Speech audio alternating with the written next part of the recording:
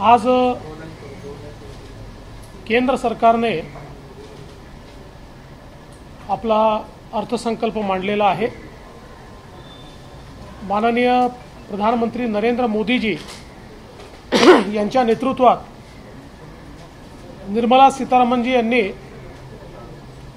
एक अतिशय संतुलित बॅलन्स्ड अशा प्रकारचा अर्थसंकल्प आज मांडलेला आहे। मुळातच कोविड नंतर जेव्हा जगातल्या सर्व देशांच्या अर्थव्यवस्था कोलमडताना आपण पाहतो आहोत आणि पश्चिमेतले प्रगत देश देखील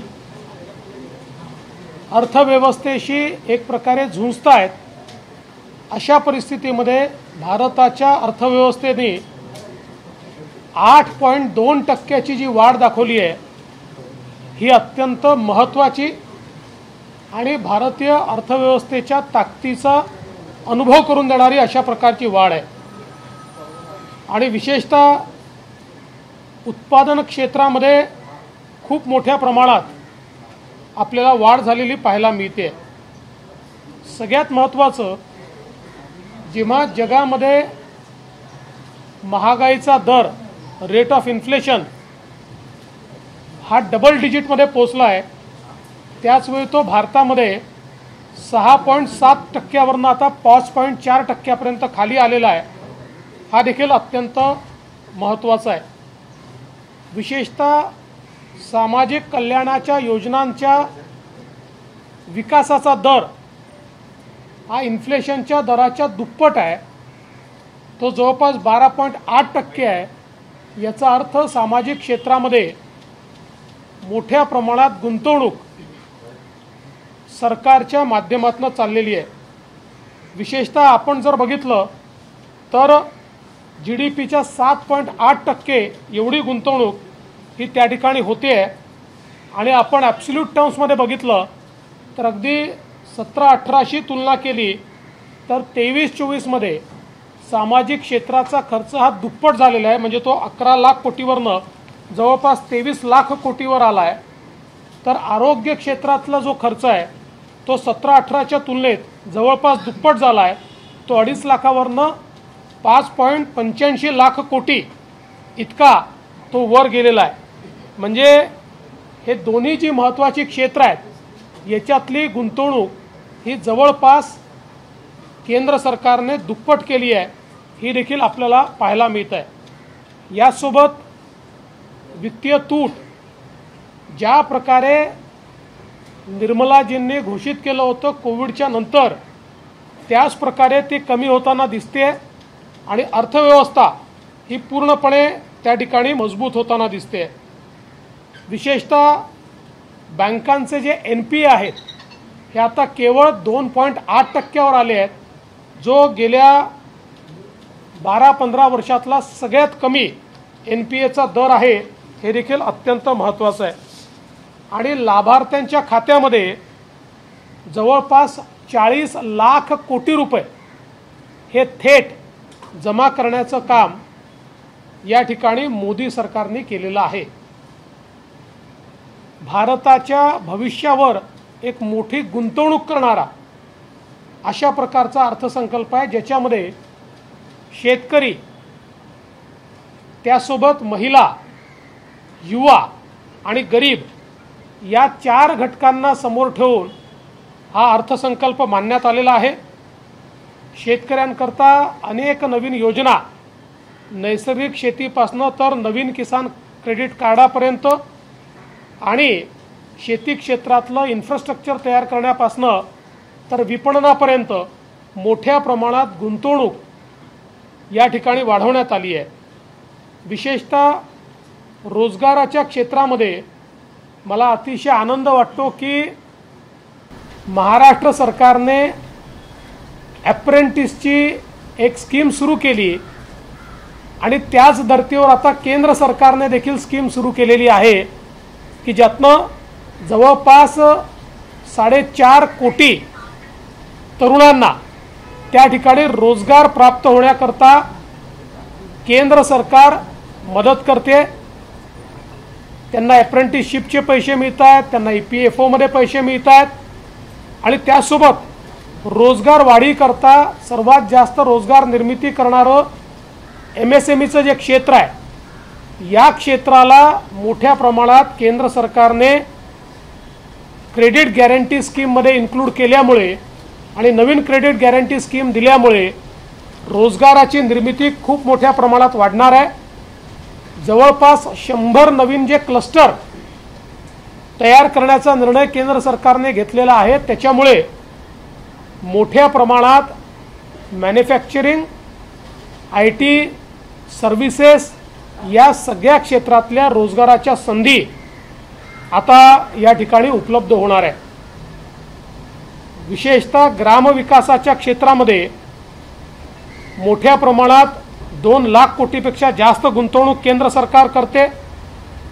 3 कोटी अतिरिक्त घरं बांधण्याचा निर्णय हा केंद्र सरकारने या ठिकाणी घोषित केला आहे आणि सगळ्यात महत्त्वाचं आमच्या आदिवासी बांधवांकरता जनजातीय उन्नत ग्रामोन्नती अभियान हे अभियान हातामध्ये घेतलं आहे, जे जवळपास 63,000 गावांमध्ये त्या ठिकाणी आदिवासींचा विकास या ठिकाणी करण्याचं काम करेल। मोठ्या प्रमाणात खरं म्हणजे आपण जर बघितलं तर पायाभूत सुविधा क्षेत्रामध्ये 11 लाख कोटी रुपयाची गुंतवणूक या ठिकाणी करण्याचा निर्णय हा केंद्र सरकारने घेतला आहे। हा आकडा याकरता मोठा आहे की UPAचं शेवटचं बजेट जर आपण बघितलं तर त्यात साधारणपणे 1 लाख कोटीच्या थोडं वर एवढीच पायाभूत सेवांवरची गुंतवणूक होती, ती आता 11 लाख कोटी रुपयापर्यंत गेलेली आहे। मला असं वाटतं की त्यामुळेच देशामध्ये रस्ते असतील, पोर्ट असतील, एअरपोर्ट असतील, ग्रामीण रस्ते असतील, सिंचनाच्या सोयी असतील, अशी एक मोठी गुंतवणूक या ठिकाणी होताना आपल्याला पाहायला मिळते। विशेषतः एनर्जी ट्रान्झिशन हा एक महत्त्वाचा मुद्दा या ठिकाणी हातात घेतला। एकीकडे थर्मल एनर्जी जी आहे ही एफिशियंट पद्धतीनं जनरेट झाली पाहिजे आणि त्याचवेळी नॉन कन्व्हेन्शनल एनर्जीवर खूप मोठ्या प्रमाणात गुंतवणूक ही या बजेटच्या माध्यमातून होते। मुद्रा लोन 10 लाखापर्यंत आता मिळत होतं कुठल्याही गॅरंटी विना, ते 20 लाखापर्यंतचं मुद्रा लोन बिना गॅरंटीचं आणि बिना तारणाचं देण्याचा निर्णय हा केंद्र सरकारने घेतला आहे, ज्यामुळे निश्चितपणे एक मोठा फायदा त्याचा होणार आहे।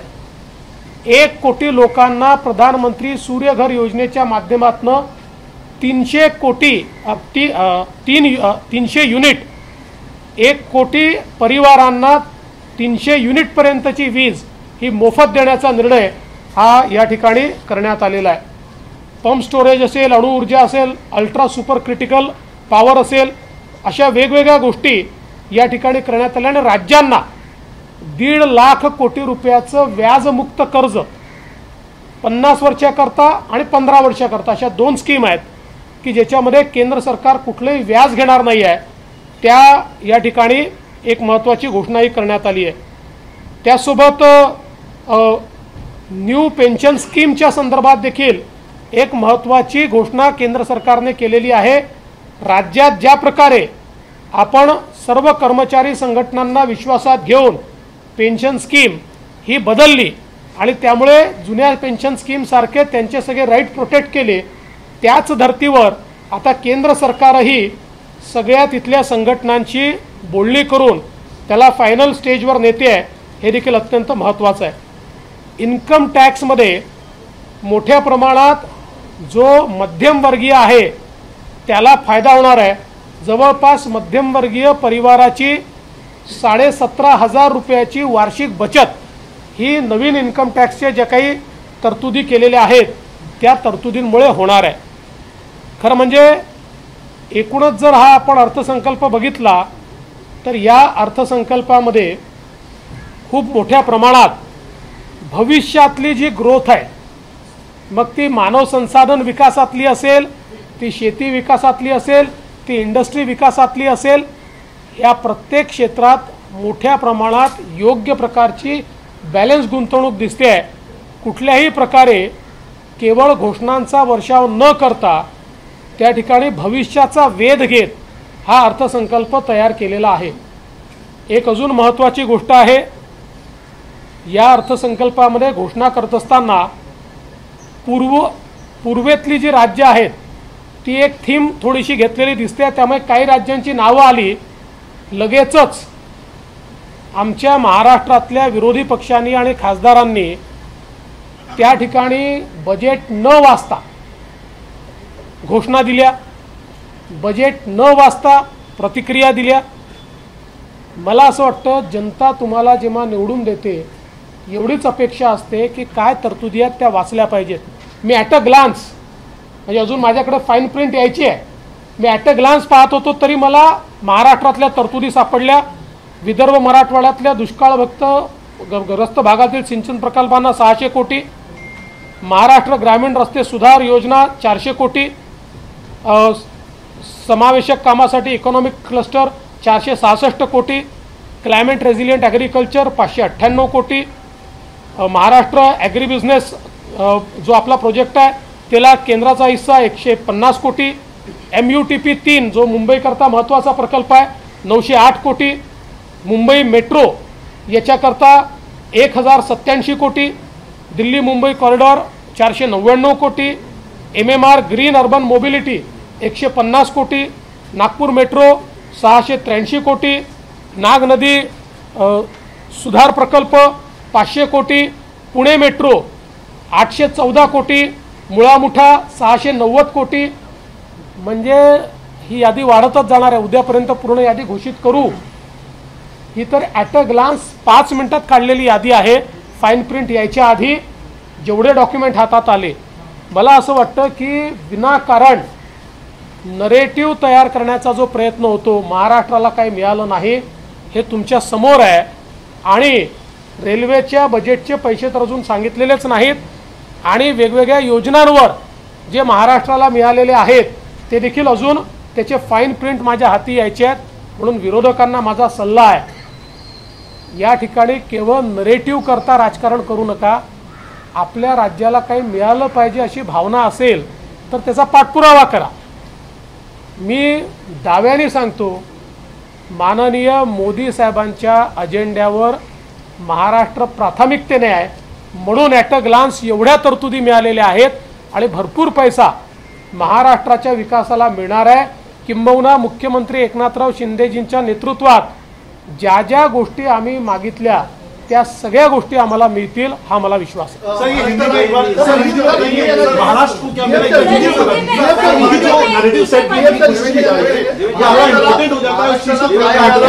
देखिए, आज माननीय प्रधानमंत्री मोदी जी के नेतृत्व में फाइनेंस मिनिस्टर निर्मला जी ने जो बजट पेश किया है मैं उनको बधाई दूंगा। एक बहुत ही बैलेंस्ड इस प्रकार का बजट उन्होंने पेश किया है और विशेष रूप से कोविड के बाद दुनिया की सारी अर्थव्यवस्थाओं का संतुलन जहां बिगड़ा है वही भारत की अर्थव्यवस्था को संतुलित करने का काम हमारी फाइनेंस मिनिस्टर ने किया है और आंकड़े ये दर्शाते हैं कि हमारी अर्थव्यवस्था और मजबूत हो रही है। विशेष रूप से किसान, गरीब, युवा और महिला, इनको समर्पित इस प्रकार का ये बजट है। किसानों के लिए कई योजनाएं घोषित की गई है। हमारे युवाओं के लिए विशेष रूप से 4 करोड़ से ज़्यादा रोजगार निर्माण की जो योजनाएं हैं, जिसमें रोजगार निर्माण के लिए इंसेंटिव देने का काम सरकार कर रही है। मुझे इस बात की खुशी है कि महाराष्ट्र ने भी एक ऐसी योजना लाई है और अब केंद्र सरकार की योजना आने के कारण हमारे युवाओं को इसमें बहुत फ़ायदा मिलेगा। महिला सेंट्रिक योजनाओं का ब्यौरा आपके सामने अभी मैं पूरा नहीं रख रहा हूँ क्योंकि उसको काफ़ी समय लगेगा, लेकिन मुझे बहुत खुशी है कि महिलाओं को फोकस रखते हुए एक बहुत बड़ी व्यवस्था इसमें की गई है। विशेष रूप से हमारे मध्यम वर्गीयों को, मिडिल क्लास को जो इनकम टैक्स के प्रावधान है उन प्रावधानों के कारण 17,500 रुपये सालाना बचत होगी, जो मैं ऐसा मानता हूँ बहुत महत्वपूर्ण है। विशेष रूप से जो हमारा जो इंफ्रास्ट्रक्चर का क्षेत्र है, इसमें 11 लाख करोड़ रुपए का निवेश केंद्र सरकार कर रही है, जो एक अप्रत्याशित निवेश है। इससे गांव-गांव तक इंफ्रास्ट्रक्चर की सुविधाएं पहुंचेगी। रास्ते, हमारे ब्रिजेस, हमारे पोर्ट, हमारे एयरपोर्ट, हमारी रेलवे, हमारा जिसको कह सकते हैं बाकी सारा इलेक्ट्रिसिटी का इंफ्रास्ट्रक्चर, ये सारी चीज़ों में बहुत बड़े पैमाने पर काम होगा। इस सरकार का मैं विशेष इसलिए अभिनंदन करना चाहता हूँ, सामाजिक क्षेत्र में जो इस सरकार का निवेश है, सरकार ने पिछले 5 वर्षों में वो दुगना किया है। हेल्थ के सेक्टर में भी दुगना किया है और हमारे आदिवासी समाज के लिए बहुत बड़े पैमाने पर इस सरकार ने योजना लाई है। आज ये बजट जो पेश किया गया, इसके बाद विशेष रूप से हमारे महाराष्ट्र के महाविकास आघाड़ी के एमपीज ने एक नैरेटिव सेट करने का प्रयास किया। बजट पीना पड़े, इस प्रकार से नारेबाजी करना उनको शोभा नहीं देता। केवल नैरेटिव तैयार करना शोभा नहीं देता। अगर बजट पढ़ लेते तो महाराष्ट्र को क्या मिला ये पूछते नहीं। अभी तो मेरे पास बजट की फाइन प्रिंट आनी है। मैंने एट ए ग्लांस जो निकाला पिछले 20-25 मिनट में, वो भी मैं आपको अगर बताऊं तो महाराष्ट्र को विदर्भ मराठवाड़ा में सिंचाई के जो प्रकल्प चल रहे हैं उसमें 600 करोड़ रुपया मिला है। ग्रामीण रास्ता सुधार में 400 करोड़ रुपया मिला है। इकोनॉमिक क्लस्टर में 466 करोड़ रुपया मिला है। क्लाइमेट रेजिलिएंट एग्रीकल्चर में 598 करोड़ रुपया मिला है। Agri business end rural transformation project को 150 करोड़ मिला है। MUTP 3 मुंबई की महत्वाकांक्षी योजना 908 करोड़ रुपया मिला है। मुंबई में मेट्रो के लिए 1087 करोड़ रुपया मिला है। दिल्ली मुंबई कॉरिडोर के लिए 499 करोड़ रुपया मिला है। MMR ग्रीन अर्बन मोबिलिटी के लिए 150 करोड़ मिला है।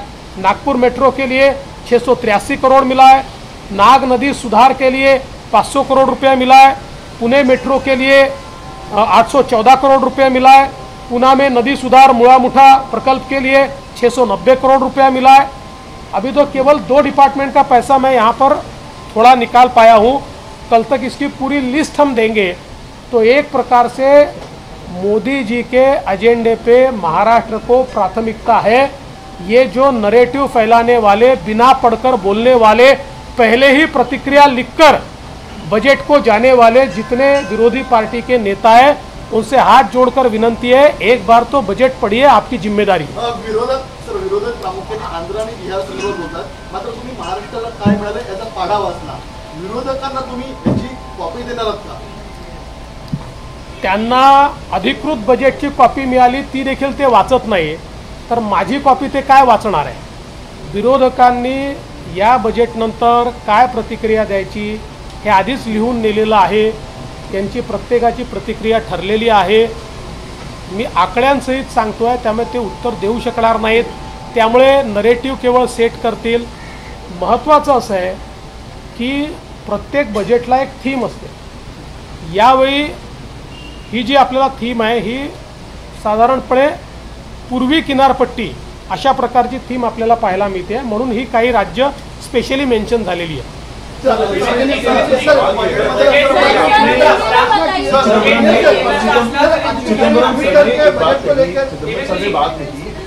उनका जो कांग्रेस का मैनिफेस्टो था साल 2024 के लोकसभा चुनाव में, इसमें अप्रेंटिसशिप की भी बात हो रही है, वही पूरा पॉइंट बजट के अंदर इम्प्लीमेंट कर दिया।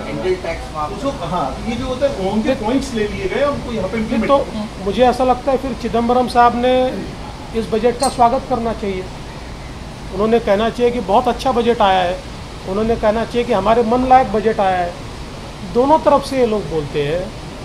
देखिए, उनका तो जो मैनिफेस्टो था वो खटाखट वाला मैनिफेस्टो था, लेकिन अब जिन राज्यों में उनकी सरकारें हैं, उन राज्यों में भी खटाखट नहीं चालू हुआ।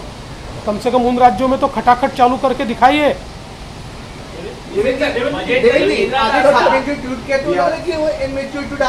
पढ़ा भी नहीं बजट को, देखा भी नहीं, और सीधे एलिगेशन लगा दिया कि महाराष्ट्र को कुछ मिला ही नहीं। देखिए, मैंने कहा कि MBA के जितने नेता हैं इन्होंने सुबह ही अपनी प्रतिक्रिया तैयार कर ली थी, ट्वीट भी तैयार करके रखे थे, केवल बजट समाप्त होने की राह देख रहे थे, तुरंत वो सारी प्रतिक्रियाएं आ गई है। ऐसी प्रतिक्रियाओं से हमारा एंटरटेनमेंट होता है। मराठीमध्ये विजय वडेट्टीवारांनी असं म्हटलेलं आहे, ज्या मॅनिफेस्टोमध्ये ज्या गोष्टींची तरतूद केलेली आहे या सगळ्या गोष्टींची तरतूद काँग्रेस सरकारने केली होती। मला असं वाटतं की मग विजय वडेट्टीवारने या ठिकाणी या अर्थसंकल्पाचं स्वागत केलं पाहिजे आणि केंद्र सरकारला धन्यवाद दिले पाहिजेत की केंद्र सरकारने किती चांगला अर्थसंकल्प केला। पण त्यांच्या मॅनिफेस्टोमध्ये तर खटाखट होतं आणि त्यांचं खटाखट ज्या ठिकाणी काँग्रेसची राज्य आहेत त्याही ठिकाणी पाहायला मिळत नाही आहे। आता त्या राज्यांमध्ये तरी खटाखट दाखवा ना, ते खटाखट तिथेही नाही आहे।